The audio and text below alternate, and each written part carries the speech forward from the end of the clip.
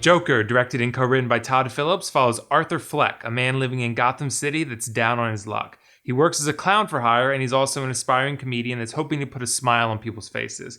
However, society rejects him, and more often than not, he can't seem to find success in the things he does. As Arthur Fleck faces more and more rejection from society, he begins to head down a different path, a path of crime. Alright, so I've really been looking forward to this movie. I mean, everything about it felt so original and fresh, and like we were going to get a different take on an iconic character that we all know and love. Because the Joker has never really been a character with much of a backstory. I mean, in the films at least. And the fact that he's, the central focus of this film, the protagonist, if you will, I found that to be very cool, and I wanted to see where they would take that. I'm happy to report that this movie is great, but there are a few things that you probably should know before going in to see it. The first one is that it is indeed pretty violent. And that may seem like an obvious one, but I do feel like it's worth highlighting because this movie is R-rated, and for good reason. There are a few scenes where I was like, damn, that's brutal. And I mean, at the same time, I was fine with that. And I actually didn't think it was too brutal, but for some people it may be.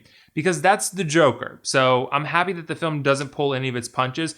And this time around, it doesn't shy away from the violence. And I think the film is better because of it based on what they were going for. Because really the movie is a steady build up to, an inevitability, and that is violence. So I think one of the more interesting aspects of the film is that Arthur really has nothing else going for him. He never succeeds at much, so, besides getting into the crime stuff, so violence for him is inevitable because he doesn't have anything else. So his ascent into madness is, an inevitability, and that's something that you see play out, over time, and it's coming because it's the Joker. So it really is a fairly unique thing for the comic book or superhero genre, comic book genre in this case. But seeing the origin story for the villain is unique. And we've all wanted to see, a villain as the lead character for, their own film and origin story for a while. And, it's great that it was executed so well here. But probably the best part of the film, unsurprisingly, is Joaquin Phoenix. I mean, he brings such a unique and satisfying style to a character that we've all seen several times. But this was a tall task because everyone comes into a movie with the Joker with their own expectations. Is he going to be Heath Ledger? Is he going to be better than Jared Leto? Is he going to be Jack Nicholson? I think Joaquin Phoenix delivers an extremely memorable, special take on a character that will satisfy pretty much anyone who likes the Joker. I mean, some people may not be surprised by this, but we really do get more of Arthur Fleck than we do the Joker, which I didn't think I'd enjoy, but I really did, because most of this movie is really watching Arthur struggle his way through life and just repeatedly taking a beating over and over again. I mean, you really do begin to feel bad for the guy because he just never catches a break, and he comes from such a terrible environment that it's just such a brutal watch. I mean, you've seen the Taxi Driver comparison thrown out a million times. That one is pretty apt. And it also reminded me of Requiem for a Dream without the drugs, because things only get worse and worse for Arthur as he struggles to find his purpose in life. It's a tough watch, but he's a train wreck of a character that's captivating in all the right ways. Joaquin Phoenix really just brings so much to this role. I mean, I'm not sure he'll win, but I really would be pretty surprised if he's not nominated for an Oscar for his work in this movie. I think that the only reason he wouldn't would be the controversy surrounding the film itself, which I'm not sure why it exists, but it's there nonetheless. And, that's the stuff we have to deal with films like this. But still, Joaquin Phoenix delivered something exceptional, and he deserves recognition for it. Whether he'll get the win, I'm not sure, like I said, but I do think he'll get the nomination. Something else I liked about this movie, though, was the cinematography. I think there's, really deliberate attempts to make the entire experience feel off-kilter and unusual.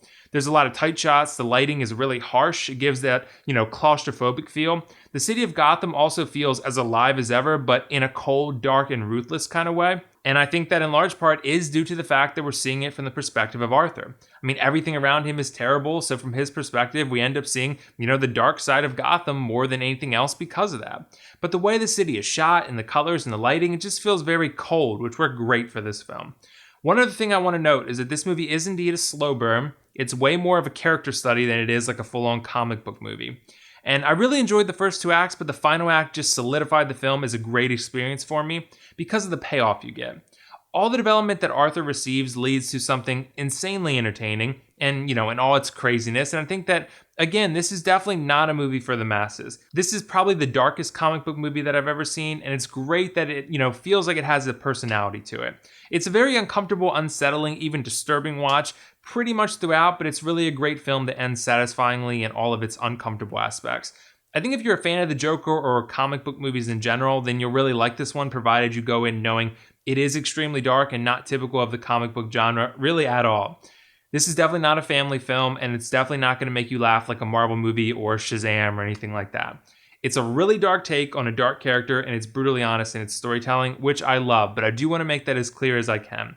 The one thing I didn't like about it was that it does feel a little bit too slow at times. I still really like the first two acts overall, like I mentioned, but I did feel like Arthur's descent into madness could have been sped up just a tad. There's not a lot of excitement to go around, and I think the film could have benefited just a tad from a little bit more excitement put in there.